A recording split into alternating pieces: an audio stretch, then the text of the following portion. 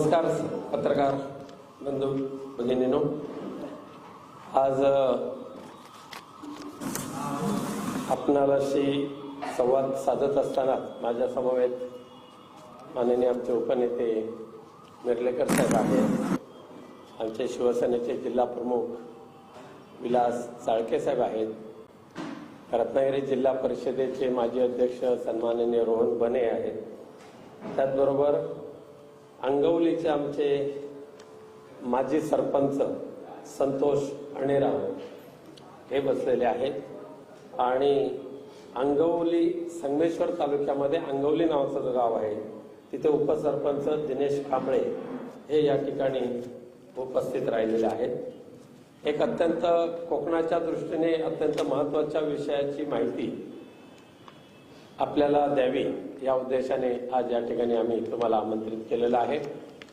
साधारण मागच्याच आठवड्यामध्ये महाराष्ट्राच्या वनमंत्र्यांचं एक त्यांनी केलेलं निवेदन माझ्या वाचनात आलं की म्हणे महाराष्ट्राचं वनक्षेत्र हे आता दिवसेदिवस वाढत चाललेलं आहे।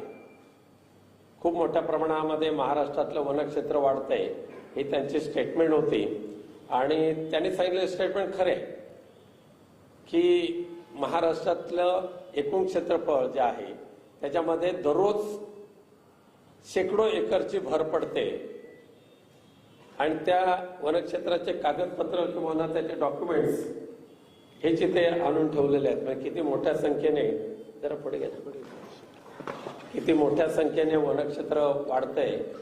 पण दुर्दैवाने हे वनक्षेत्र कुठून वाढतंय तर अख्ख्या देशामध्ये ज्या ज्या ठिकाणी कोळसा खाणी तयार होत आहेत नवीन आणि त्या वन खात्याच्या जमिनी कोळसा खाणीच्या ज्या आहेत त्या काही उद्योगपतींच्याकडून हडप केल्या जात आहेत आणि त्या वन खात्याच्या जमिनीच्या बदल्यात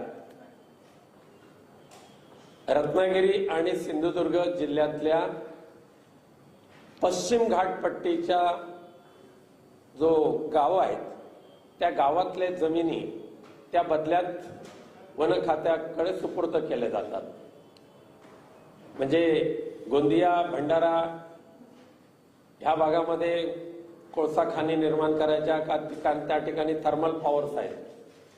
छत्तीसगडमध्ये कोळसा खाणी तयार करायच्या कारण त्या ठिकाणी सुद्धा थर्मल पॉवरचे प्रोजेक्ट आहेत।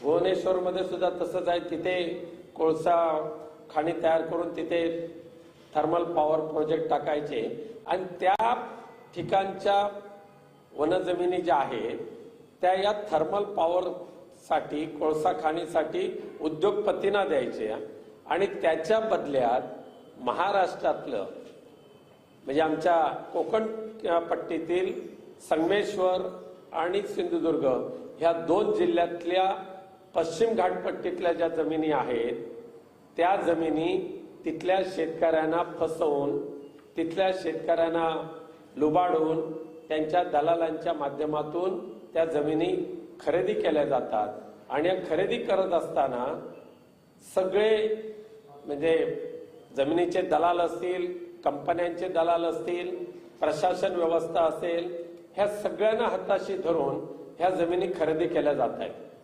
एकट्या संगमेश्वर तालुक्यातील कुचांबे ते ओझरे हा जो सह्याद्रीचा घाटपट्टा आहे ह्या घाटपट्ट्यातील जवळजवळ 20 गावातील किमान 5000 एकर जमीन 20 गावातील किमान 5000 एकर जमीन ही मागच्या काही वर्षामध्ये पूर्णपणे तिथल्या ग्रामस्थांना अंधारात ठेवून तिथल्या ग्रामस्थांना फसवून ज्यांचे खरे जमीन मालक आहेत त्यांना कोणतीही कल्पना न देता त्या जमिनीचे खरेदी विक्री व्यवहार केले गेले आणि परस्पर त्या कंपन्यांना ती म्हणजे त्या बदल्यात जी वन खात्याला जमीन द्यायची होती ती कोणती प्रोसिजर फॉलो न करता अशा पद्धतीने खरेदी विक्रीचे खोटे व्यवहार करून त्या बदल्यात ही जमीन दिली गेलेली आहे। आज मी आपल्या समोर त्यातल्यापैकी एका 2 गावातली उदाहरणं इथे घेऊन आलेलं आहे. येत्या काही दिवसामध्ये 20च्या 20 गावातली असे खरेदी विक्रीचे व्यवहार जे खोटे केलेले आहेत ते प्रकरण आणणारच आहेत. खास करून आमचे निगुडवाडी नावाचा गाव आहे संगमेश्वरमध्ये आणि दुसरा कुंडी. तर ह्या दोन्ही गावातील 123.46 हेक्टर एवढी जमीन केवळ 8 दिवसामध्ये खरेदी केली गेली आणि ती जमीन ज्यांच्या नावावर आहे त्याच्यापैकी काही मयत आहेत. त्या मयत माणसांच्या जागी सुद्धा एक बोगस जिवंत माणसं उभी केली गेली. त्याच्या नावे खरेदी विक्रीचे व्यवहार केले गेले. दुर्दैवाने रजिस्ट्रेशन ब्रांच जी असते त्यांनी सुद्धा खऱ्या माणसाचा तपास करायचा असतो. तो न करता ह्या दलालांच्या आमिषाला बळी पडून त्यांनी त्या जमिनीच्या खरेदी विक्रीला अधिकृतपणे सुद्धा केलं गेलं. एकट्या निगुडवाडी आणि कुंडी गावामध्ये जे 123.46 हेक्टर जमीन जी आहे त्यापैकी बहुतांशी जमीन ही मागासवर्गीयांची आहे. आमच्याकडे इथे दिनेश कांबळे म्हणजे बसलेले आहेत. त्यांचे आजोबा भारतीय सैन्यामध्ये होते.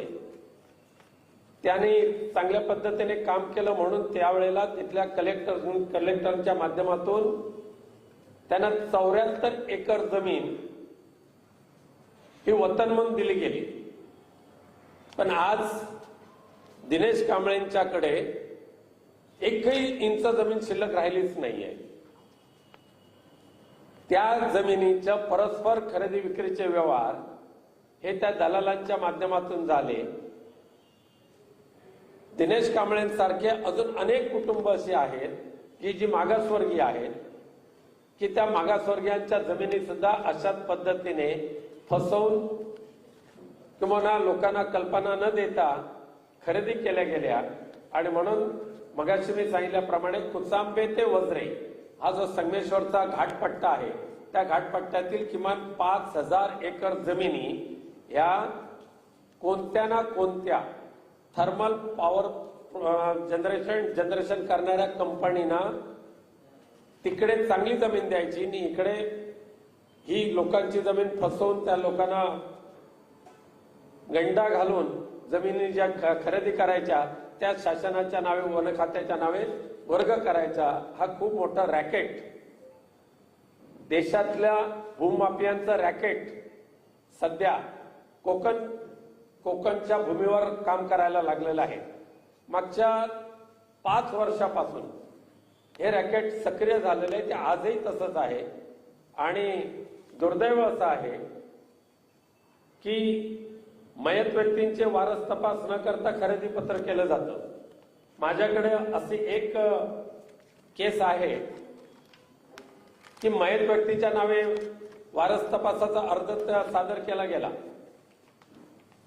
तो वारस तपास कोणत्या पद्धतीने नोटीस न देता सूचना न देता त्याच्या वारसाच्या बाबत कोणती त्यांना कल्पना न देता तो वारस तपास एका बोगस व्यक्तीच्या नावे त्याला खरा वारस म्हणून दाखवला गेला.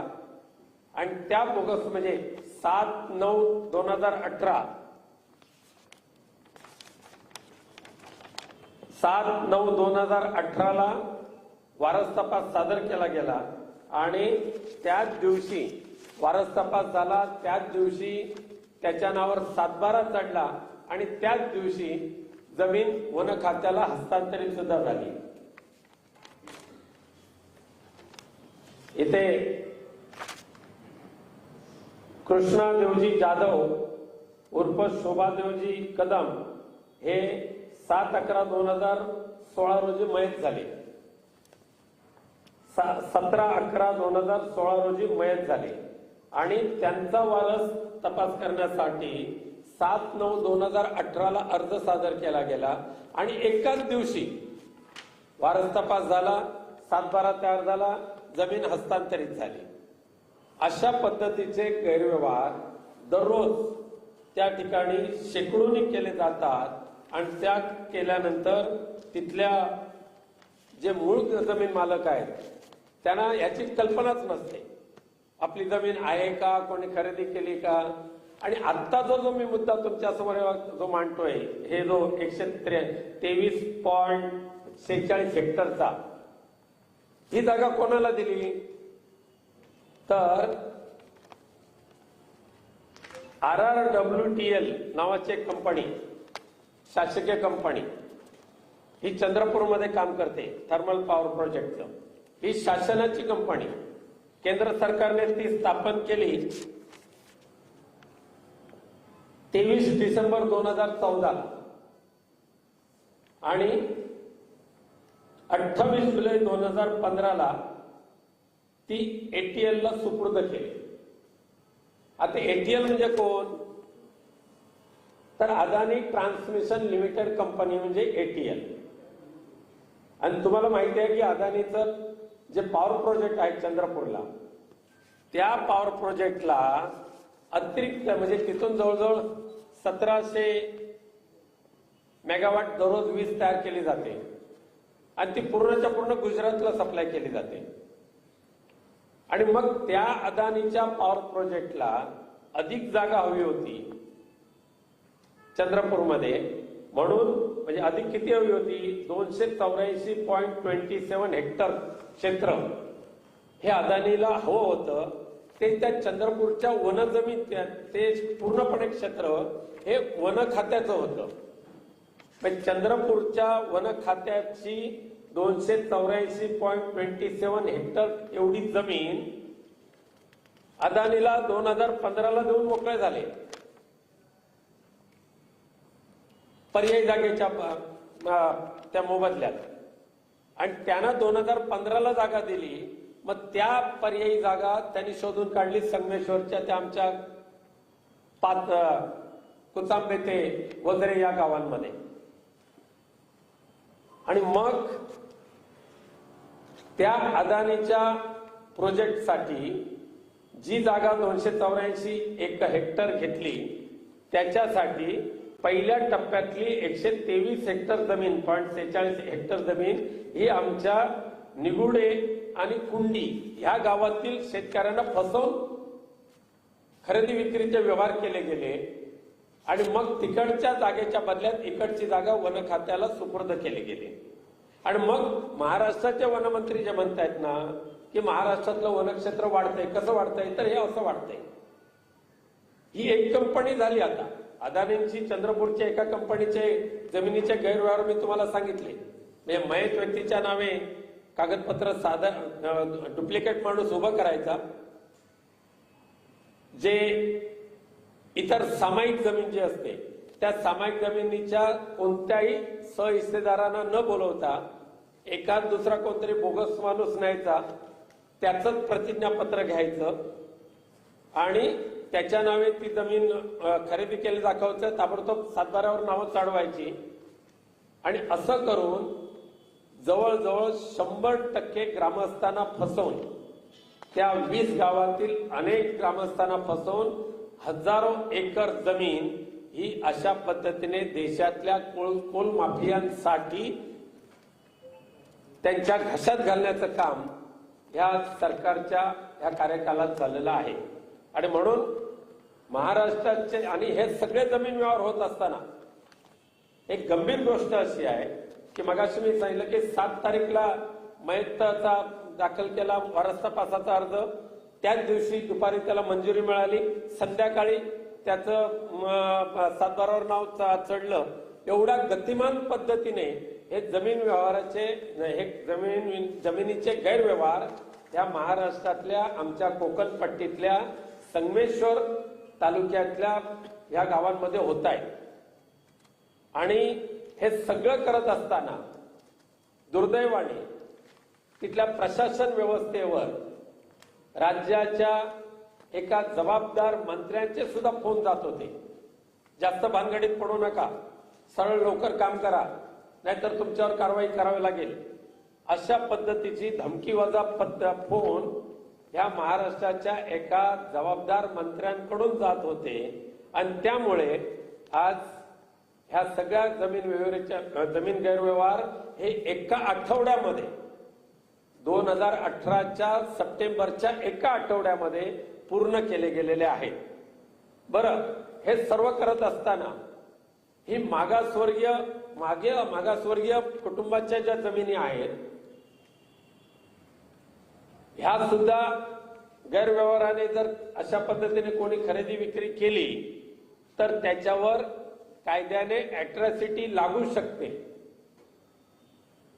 ह्याचं कोणतंही म्हणजे ह्याचं गांभीर्य तिथल्या अधिकाऱ्यांना होतं म्हणून ते जमिनी नावावर करायला पुढे मागे करत असताना महाराष्ट्राच्या मंत्रालयातून फोन जायचे आणि प्रत्यक्ष मंत्री तिथल्या सर्कल लेवलच्या अधिकाऱ्यांपर्यंत बोलायचे. डेप्युटी कलेक्टरला फोन, एसडीएम ला फोन, तहसीलदारला फोन आणि थेट सर्कलला सुद्धा फोन, तलाट्यांना सुद्धा फोन. महाराष्ट्राच्या एका जबाबदार मंत्र्यांनी ह्या संगमेश्वर तालुक्यातल्या निगुडी आणि कुंडी गावाच्या तलाट्यांना सुद्धा फोन केलेले आहेत आणि त्यांना सांगितलेलं हे व्यवहार ताबडतोब लवकर करा नाही तर तुमची बदली करण्यात येणार आहे. आज ह्या मागासवर्गीय कुटुंबाची किंवा मागासवर्गीय कुटुंबाच्या ज्या ज्या जमिनी फसवून तिथे खरेदी केल्या गेल्या आणि त्या अदानींच्या एटीएलला म्हणजे अदानी ट्रान्समिशन लिमिटेडला सुपूर्द केल्या गेल्या. ह्या संपूर्ण प्रकरणाची सखोल चौकशी करण्याची आवश्यकता आहे. किंबहुना ऍडिशनल कलेक्टरने जी ऑर्डर केलेली आहे त्या ऑर्डरमध्ये सुद्धा अदानींच्या वतीने किंबहुना RRWTLच्या वतीने ज्या जमिनी खरेदी केल्या त्यांच्या वतीने जे प्रतिज्ञापत्र सादर केलेलं आहे एका अधिकाऱ्याने, त्या अधिकाऱ्याने प्रतिज्ञापत्रामध्ये सुद्धा लिहिलेलं आहे जर केलेल्या व्यवहारामध्ये जर कुठे चूक वगैरे काय म्हणजे खोटं नाटं झालं असेल तर आम्ही शिक्षेला पात्र आहोत. भारतीय दंडविधान वेगवेगळे सेक्शन्स आहेत त्याच्या अन्वये माझ्यावर कारवाई होऊ शकते अशा पद्धतीचं ऍफिडेव्हिट सुद्धा दिलं गेलेलं आहे. त्यामुळे साहजिकच आहे की कोकणातल्या गोरगरिबांच्या जमिनी हडप करण्याचं रॅकेट अख्ख्या देशातून ज्या दलालांनी सुरू केलेलं आहे त्या दलालांच्या ह्या जमिनी रॅकेटची गांभीर्याने दखल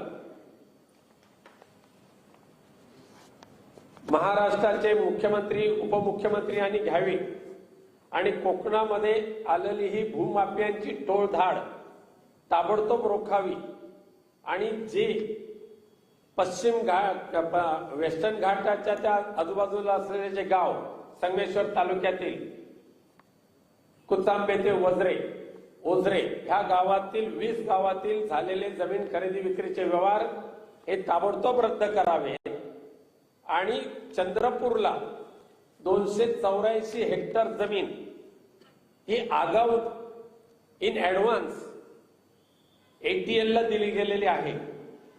साहजिकच आहे संगमेश्वरच्या गावामध्ये झालेले जमीन खरेदी विक्रीचे व्यवहार हे बोगस आहेत हे सिद्ध होतच आहे. त्यामुळे तिकडे जी जमीन जी दिलेली आहे ती सुद्धा ताबडतोब त्यांच्याकडून काढून घेण्यात यावी आणि अदानींच्या करिता पूर्ण कोकण विक्रीस काढलेले आहे ज्या दलालांनी शासनाच्या आशीर्वादाने हे प्रकार ताबडतोब थांबवण्याची आवश्यकता आहे. नाहीतर कोकणवासियांना आपली भूमी वाचवण्यासाठी रस्त्यावर उतरावं लागेल. मागासवर्गीय मंडळींना सुद्धा ही भूमी वाचवण्यासाठी रस्त्यावर उतरावं लागेल.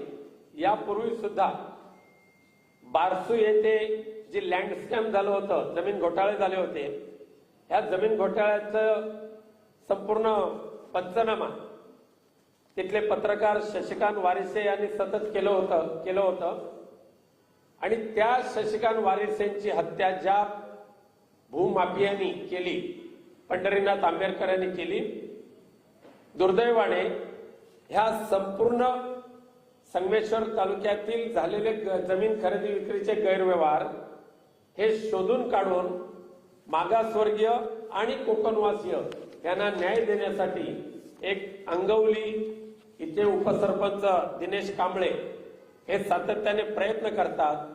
या दिनेश कांबळेंच्या जीवाला सुद्धा ह्या भूमाफियांकडून धोका निर्माण होण्याची शक्यता आहे। कारण काल 2 दिवसापासून त्यांना धमकीचे निरोप यायला लागलेले आहेत, आमिष दाखवण्याचे प्रयत्न होत आहेत, तरी सुद्धा त्यांना ते बळी न पडता केवळ आपल्या आजोबांच्या कर्तृत्वामुळे जी जमीन त्यांना मिळालेली आहे ती 74 एकर जमीन आज एकही इंच त्यांच्या ताब्यात राहिलेली नाहीये। जमीन खरेदी विक्री केल्यानंतर वन खात्याला जर ती द्यायची झाली तर त्या जमिनीची मोजमाप करायचं, म्हणजे सर्वे डिपार्टमेंट कडून, ATL कडून, आणि नंतरच ती जमीन हस्तांतरित करायची नकाशा तयार करून अशी पद्धत आहे पर्यायी जमीन। परंतु या संपूर्ण संगमेश्वरच्या गावामध्ये अद्यापही या ATL करता, म्हणजे अदानी ट्रान्समिशन लिमिटेड करता किंवा RRWTL करता ज्या जमिनी खरेदी केल्या गेल्या त्या खरेदी केलेल्या जमिनीचं अद्यापही सर्वे डिपार्टमेंट कडून एकही दिवस मोजणी झालेली नाहीये। किंवा सर्वे डिपार्टमेंटने तसं पत्रच दिलेलं आहे की आमच्याकडे मोजणीसाठी अर्जच आलेला नाही, परंतु कंपनीच्या वतीने मात्र कलेक्टरना जे ऍफिडेव्हिट दिलं गेलं त्या ऍफिडेव्हिट मध्ये मात्र जमिनीचं मोजमाप करून नकाशा सादर केला, आम्ही सादर करीत आहोत अशा पद्धतीचं खोटं ऍफिडेव्हिट केलं गेलं आणि ते कलेक्टरला दिलं गेलं। दुर्दैवाने जिल्हाधिकारी कार्यालयाकडून सुद्धा त्या प्रतिज्ञापत्राची शहानिशा न करता किंवा सर्वे कधी झाला, सर्वेचा तिथे नकाशा आहे का याची कोणतीही खातरजमा न करता त्यांचा तो अर्ज मान्य करून म्हणजे अर्ज दिला सकाळी 10 वाजता आणि 5 वाजता वन खात्याच्या नावावरती जमीन चढली गेली। त्यामुळे अशा पद्धतीने कोकणामध्ये ह्या भूमाफियांचा जो सुळसुळाट झालेला आहे, शासनाच्या आशीर्वादाने हा संपूर्ण भूमाफिया वाढत चाललेले आहेत आणि आमच्या कोकणवासियांची भूमी हडप करायचा प्रयत्न केला जातो आहे। त्यामुळे माझी महाराष्ट्र शासनाला विनंती आहे की हा संपूर्ण म्हणजे निगुडवाडी व कुंडी तालुका संगमेश्वर जिल्हा रत्नागिरी सहित कुचांबे ते ओझरे या गावामध्ये मागच्या 3 वर्षामध्ये किंवा 5 वर्षामध्ये ज्या जमिनीचे खरेदी विक्रीचे व्यवहार झालेले आहेत त्यांची संपूर्ण चौकशी करण्यासाठी वरिष्ठ अधिकाऱ्यांची एक टीम तयार करावी आणि तोपर्यंत त्यांचा अहवाल येईपर्यंत ह्या झालेल्या खरेदी विक्री व्यवहारांना ताबडतोब स्थगिती द्यावी। आणि ती देत असताना पुनश्च एकदा दिनेश कांबळे यांचा सूर्यकांत वारिसे होणार नाही याची दक्षता महाराष्ट्र सरकारने घ्यावी आणि दिनेश कांबळे यांच्या जीविताचे रक्षण करण्याची तरतूद करावी, त्याची म्हणजे जबाबदारी घ्यावी असं मी आपणास याद्वारे सांगू इच्छितो। हे 2018 साली मगाशी मी सांगितलं ना, साधारण सप्टेंबर 2018 साली मगाशी लिहिलं ना,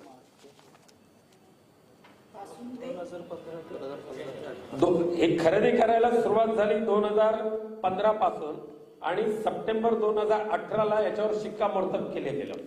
2015 पासून त्या गावामध्ये दलाल सुळसुळाट करून फिरायला लागले, पण प्रत्यक्षात सप्टेंबरच्या एका आठवड्यामध्ये 123.46 हेक्टरच्या कागदपत्राच्यावर शिक्कामोर्तब झाला जिल्हाधिकारी कार्यालयाकडून आणि ती वन खात्याला ट्रान्सफर केली गेली।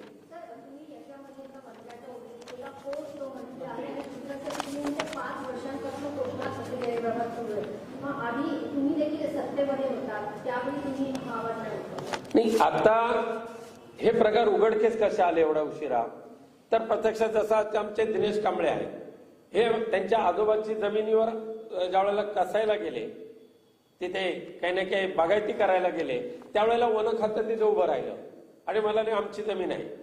आत्ता त्यांना कळून चुकलं की बाबा माझी आजोबांची जमीन, त्यांनी सैन्यामध्ये काम केलं म्हणून त्यांना कलेक्टरने त्यांना अवॉर्ड केलं होतं आणि ती जमीन वन खात्याला कधी गेली हे त्यांना कळलंच नाही।